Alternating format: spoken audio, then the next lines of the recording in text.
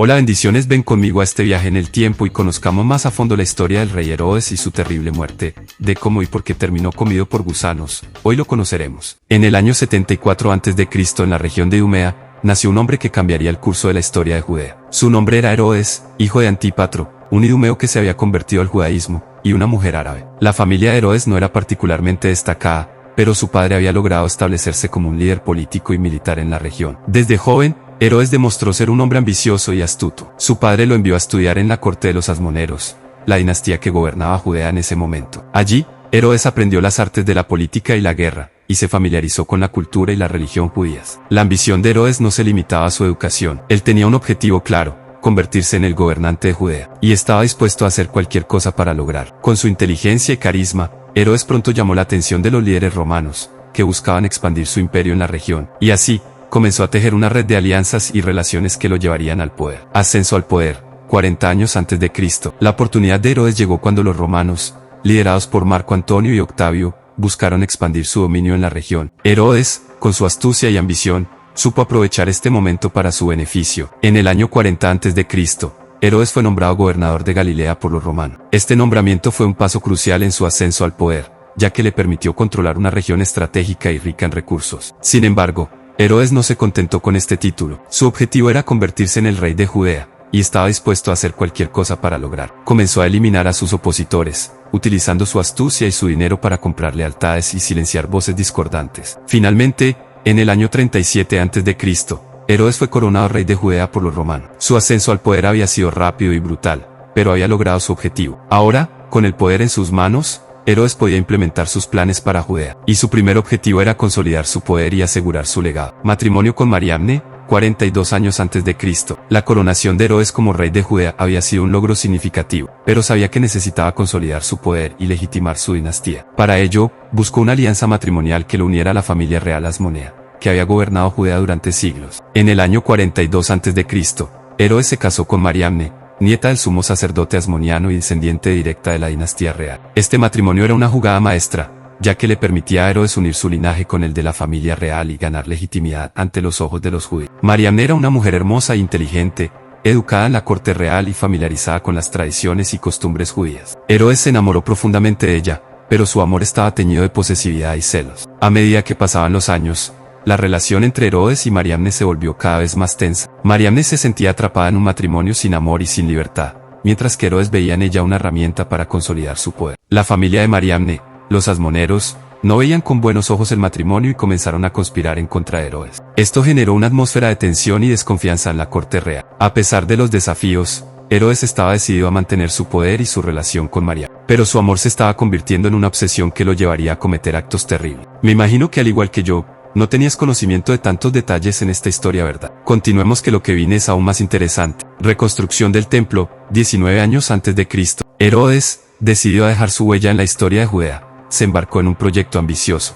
la reconstrucción del templo de Jerusalén. El templo, construido originalmente por Salomón, había sido destruido por los babilonios y luego reconstruido por los judíos después del exilio. Herodes quería crear un monumento que reflejara su poder y riqueza, y que demostrara su compromiso con la fe judía. Así que comenzó a trabajar en la reconstrucción del templo, utilizando materiales de la más alta calidad y contratando a los mejores arquitectos y artesanos. La reconstrucción del templo duró varios años y requirió una gran cantidad de recursos. Herodes no escatimó gastos, y el resultado fue un edificio impresionante que se convirtió en el centro espiritual de Judea. Y dijo: este templo, que vosotros veis, será destruido, pero en 3 días lo levantaré. Juan 2:19. El templo se convirtió en un símbolo del poder y la influencia de Herodes, y también en un lugar de peregrinación para los judíos de todo el mundo. Sin embargo, no todos estaban contentos con la reconstrucción del templo. Algunos líderes religiosos veían a Herodes como un usurpador que estaba utilizando el templo para sus propios fines políticos. La tensión entre Herodes y los líderes religiosos comenzó a crecer, y pronto se convirtió en un conflicto abierto. Conflictos con los fariseos y saduceos. La reconstrucción del templo había sido un logro significativo para Herodes, pero también había generado tensiones con los líderes religiosos de Judea. Los fariseos y saduceos, dos de las sectas más influyentes del judaísmo, comenzaron a cuestionar la autoridad de Herodes y su derecho a gobernar Judea. Los fariseos, liderados por el rabino Hillel, se oponían a la influencia helénica que Herodes había introducido en Judea y veían su gobierno como una amenaza a la tradición judía. Los saduceos, por otro lado, estaban más preocupados por la concentración de poder en manos de Herodes y su control sobre el templo. Herodes, que había siempre sido consciente de la importancia de mantener buenas relaciones con los líderes religiosos, comenzó a sentirse cada vez más acosado por la oposición. Comenzó a tomar medidas para silenciar a sus críticos, utilizando su poder para eliminar a aquellos que se oponían a él. Y envió Herodes a llamar a los principales sacerdotes y a los escribas del pueblo, y les preguntó dónde había de nacer el Cristo. Mateo 2:4. La tensión entre Herodes y los líderes religiosos continuó creciendo, y pronto se convirtió en un conflicto abierto. Herodes ordenó la ejecución de varios líderes religiosos, incluyendo al rabino Hillel, y estableció una red de espías y delatores para monitorear a sus opositores. La atmósfera en Judea se volvió cada vez más tensa, y la gente comenzó a temer por su seguridad. La oposición a Herodes continuó creciendo, y pronto se convirtió en un movimiento que amenazaba su mismo poder. Nacimiento de Jesús y adoración de los magos. En medio de la tensión y el conflicto que rodeaba el reinado de Herodes, un evento milagroso estaba a punto de ocurrir. En la ciudad de Belén, una joven llamada María dio a luz a un hijo, Jesús, que sería el Mesías prometido. Y Jesús nació en Belén de Judea, en días del rey Herodes. Mateo 2:1. La noticia del nacimiento de Jesús se extendió rápidamente por toda la región, y pronto llegó a oídos de los magos del Oriente. Estos sabios astrónomos habían estado siguiendo una estrella que habían visto en el cielo, y creían que señalaba el nacimiento del Mesías. Y vinieron del Oriente, siguiendo una estrella, hasta que encontraron al niño. Mateo 2:9. Los magos llegaron a Belén y encontraron al niño Jesús, y le ofrecieron regalos de oro, incienso y mirra. Herodes, sin embargo, se enteró de la visita de los magos y se sintió amenazado por la posibilidad de que este niño fuera un rival para su poder. Y Herodes, viendo que había sido engañado por los magos,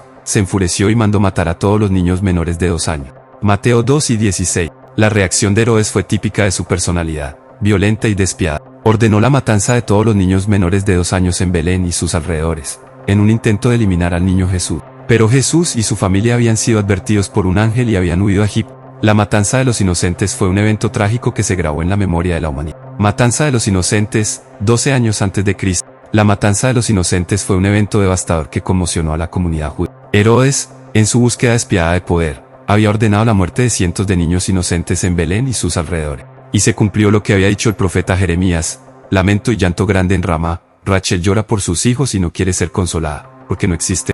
Mateo 2:18. La matanza de los inocentes fue un acto de terrorismo de Estado, en el que Herodes utilizó su poder para eliminar a cualquier posible amenaza a su reino. Pero este acto también tuvo consecuencias políticas y religiosas.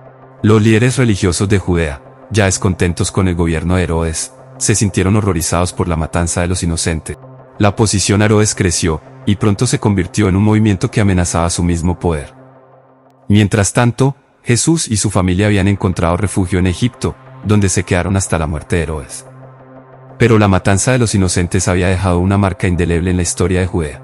Y cuando Herodes murió, un ángel del Señor se apareció en sueños a José en Egipto y le dijo: levántate, toma al niño y a su madre y vete a la tierra de Israel, porque han muerto los que buscaban la vida del niño.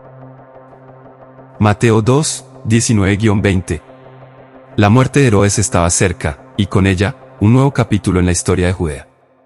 Problemas familiares y ejecuciones. La familia de Herodes había sido siempre una fuente de problemas y conflictos. Su matrimonio con Mariamne, la nieta del sumo sacerdote Asmoniano, había sido una unión política que había generado tensiones y celos. La relación entre Herodes y Mariamne se había vuelto cada vez más tensa, y pronto se convirtió en un conflicto abierto. Mariamne se sentía atrapada en un matrimonio sin amor y sin libertad, y comenzó a conspirar en contra de Herodes. Herodes, sintiéndose amenazado, ordenó la ejecución de Mariamne y varios miembros de su familia. Esta decisión fue un error fatal, ya que generó un odio y un resentimiento que se extendieron por toda la familia real. Y Herodes, viendo que Mariamne era una mujer orgullosa y altiva, y que había conspirado contra él, la mandó matar. La ejecución de Mariamne fue solo el comienzo de una serie de ejecuciones y asesinatos que Herodes ordenó en su familia. Su hijo mayor, Antípatro, también fue ejecutado por conspiración. La familia de Herodes se había convertido en un campo de batalla, donde la lealtad y la traición se mezclaban con la sangre y la muerte. Y Herodes, viendo que su familia estaba llena de traición y odio, se sintió solo y abandonado. La soledad y el aislamiento de Herodes se convirtieron en su compañía constante, y pronto se reflejaron en su salud y su estado de ánimo. Últimos años y enfermedad, 4 años antes de Cristo. Los últimos años de Herodes fueron marcados por la enfermedad y el sufrimiento. Su cuerpo comenzó a debilitarse, y su mente se llenó de paranoia y miedo. La enfermedad de Herodes se convirtió en un secreto a voces en la corte real. Sus médicos le diagnosticaron una enfermedad renal crónica, y su estado de ánimo empeoró con el paso del tiempo. Y Herodes, viendo que su fin estaba cerca, se sintió abrumado por la tristeza y la desesperación.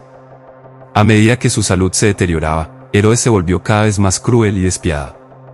Ordenó la ejecución de varios nobles y líderes religiosos, acusándolos de conspiración. La corte real se convirtió en un lugar de terror y miedo, donde nadie estaba seguro de su vida. La familia de Herodes se reunía en torno a su lecho de muerte, esperando el momento en que podrían tomar el poder. Y Herodes, viendo que su familia estaba ansiosa por su muerte, les dijo: «No os alegréis de mi muerte, porque mi sucesión será un desastre para Judea». La profecía de Herodes se cumpliría pronto. Su muerte marcó el comienzo de una era de conflicto y caos en Judea. Muerte y legado, 1 año antes de Cristo. La muerte de Herodes llegó finalmente en el año 1 AC. Después de una larga y dolorosa enfermedad, el rey de Judea falleció en su palacio de Jericó. La noticia de su muerte se extendió rápidamente por todo el reino, y la corte real se sumió en el caos. La familia de Herodes se disputó el poder, y pronto estalló una guerra civil. Y después de la muerte de Herodes, el reino de Judea se dividió en 4 partes. Mateo 2, 19-22. El legado de Herodes fue complejo y controvertido. Por un lado, había transformado a Judea en un estado próspero y poderoso, y había construido obras monumentales como el Templo de Jerusalén.